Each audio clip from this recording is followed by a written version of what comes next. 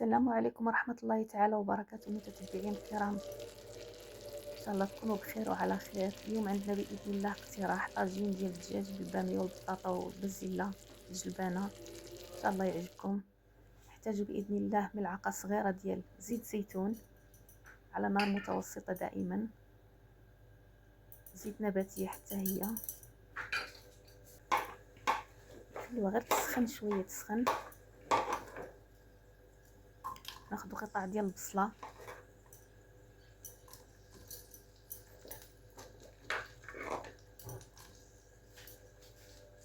يعني تشحر واحد الدقيقة، خلوها كما هي يعني هكذا تتشحر دقيقة وتدبل شوية.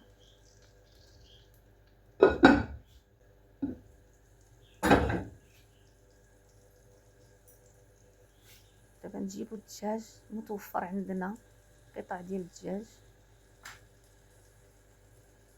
كمية حسب الناس الاشخاص حسب الافراد.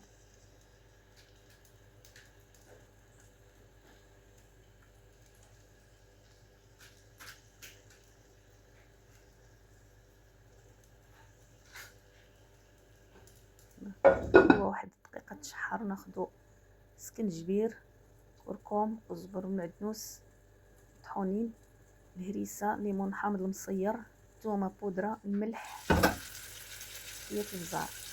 نديروهم من فوق،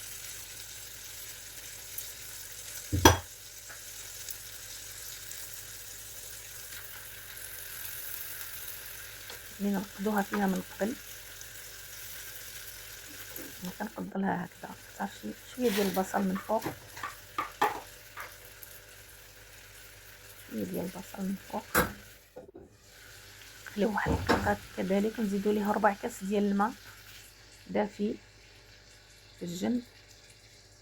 الطاجين ما كيحتاجش الماء، كنخليو دائما طاجين يطيب في المرق ديالو، في الخضره ديالو. ان شاء الله بعد دقيقه كيف رجع نتاكدوا ان كلشي مزيان، كلشي تمام. خليوه ثاني، هيا بعد 5 ديال الدقائق لما غلات كناخدو البطاطا، قطع ديال البطاطا كل واحد يشكلها يقطعها على حسب يا طوليه يا مكعبات.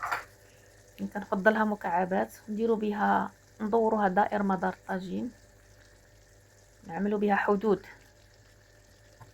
هكذا ان شاء الله. جيبوا البازيلا الجلبانه، هذا موسمها وقتها، او المجمده حسب، نحطوها بالوسط كذلك. نجيبوا الباميه، هذا وقتها كذلك موجوده في السوق، يعني تكون طريه مغسوله منقيه، نحطوها كذلك مع الجلبانه.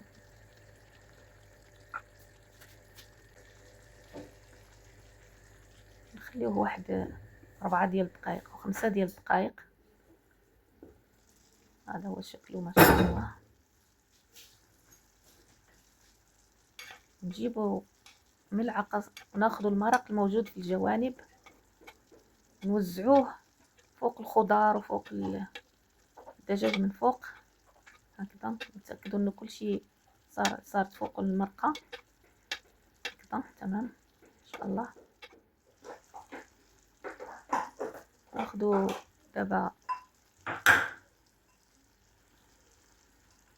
واحد الرشيشه ديال البزار، نخلط مع شويه ديال الكمون، شويه ديال الكمون بزار، اهم شيء يكون بزار. ونحطوه فوق البطاطا مباشره، فوق البطاطا يعني من غير المرقه، نحطوه فوق البطاطا بوحدها هكذا. نحاولوا نوزعوه، رشيشه الملح من فوق، نخليوه يكمل الاستواء ديالو ان شاء الله. بسم الله ما شاء الله ولا قوه الا بالله. حنا تاكدنا دابا انه تشرب المرق دغمر. بسم الله ما شاء الله ولا قوه الا بالله. الحمد لله الذي اطعمنا هذا من غير حول ولا قوه. اللهم ديم علينا نعمك واحفظها من الزوال. كنتمنى اذا عجبكم هذا الفيديو تشاركوه وتزيدوا تشجعوني ان شاء الله. اي وصفه نحطها لكم مستقبلا تكون صوت وصوره باذن الله. شكرا لتتبعكم وتشجيعكم. السلام عليكم ورحمه الله تعالى وبركاته.